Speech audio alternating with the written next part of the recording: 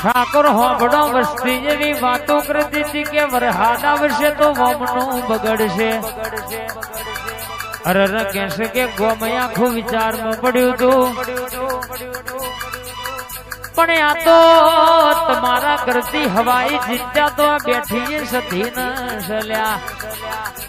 ભેગું કરેલું કોઈ દાડો ભેળવા દઉં તો આ તારા કરોડ નો ખર્ચો કરવો નકોમો, મારે સધી ન મોડવો લેવો નકોમો પડા રે.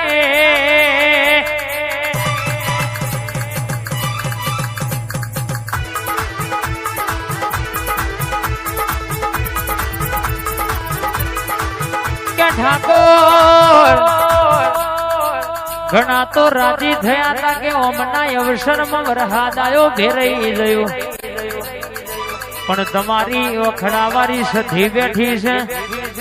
આ ધોરો લુગડો પહેરાયો છે, કોઈ દાડો ડાઘા અડવા દઉં તો બી ટૂંકી વાતો થવા દઉં તો કર્યો તમારા મોટી આદરજના ઠાકોર નો મારી સધી નો બોલો